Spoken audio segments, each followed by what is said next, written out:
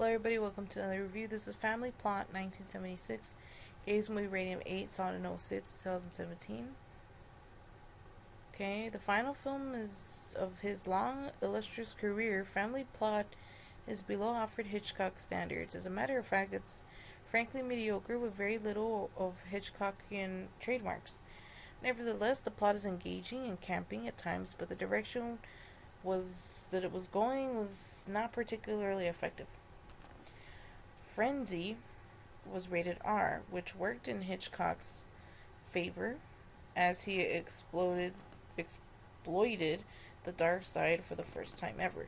But in Family Plot, he went for the PG rating, which made it increasingly harder for him to discover ingenious ways to grip me like he did for Psycho, Dial M for Murder, and Rear View Window.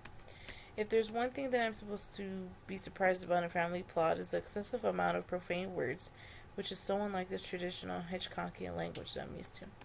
All in all, Family Plot is disappointing, but what a great career for Alfred Hitchcock, the master of suspense. I disagree with the critics that Frenzy is the last good Hitchcock picture, and I have to say that Family Plot is so much better. This is not so formulaic like the other pictures and has some unique elements. It's also catchy and fun and has characters that are easy for me to care about. The producer was right in the interview that I would see more things in Family Plot than the second time around that I hadn't seen in the last time.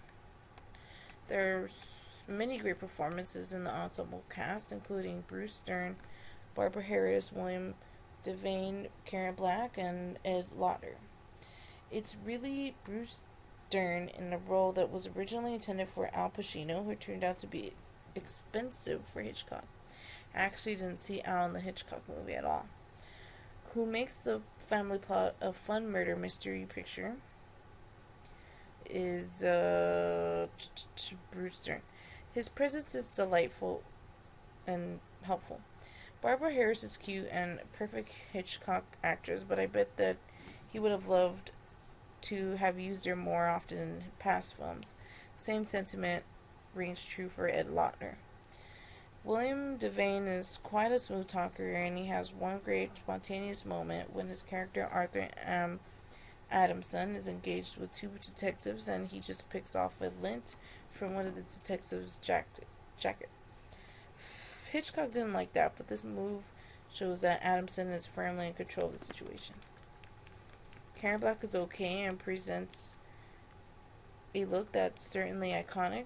Brian De Palma would exploit this for Dress to Kill with Michael Caine for a Hitchcock picture, but doesn't try to ruin the film.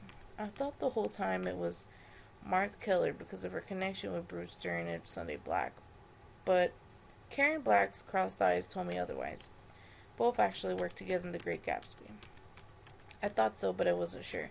The woman who played Joe Maloney's wife is really Katherine Helmond. She was outstanding as Mona Robertson in Who's the Boss. Locations are a big thing for Hitchcock films. Family Plot really takes place in San Francisco and around Northern California, but it's cool how he tried to hide all of them to make sure that it's not a San Francisco or a California picture. A cemetery is very Hitchcockian, and I bet that Alfred would have wanted to use it more often, or maybe he was really thinking about that on a deeper level. There are several moments in Family Plot that I don't like. One is the way that Barbara Harris is all over Bruce Dern when they are going downhill after his character suddenly realizes that the car has been screwed around with. It's just too silly and not realistic. 2 is how fast the garage door closed on the clairvoyant during a suspenseful moment. If I remember earlier, it took a while for the door to be properly closed. 3 is the ending, which shows the phony clairvoyant being guided to the diamond. It's really stupid, but Barbara Harris has a nice finish with her wig. Alfred Hitchcock's Cameo, the last one of his careers, appears as a silhouette behind a white window door that's so perfect and cool. All in all, Family Plot, not Frenzy, is the last great picture of Alfred Hitchcock's storied career. Thank you so much for watching. I appreciate it. We'll see you next time for another review. Bye-bye.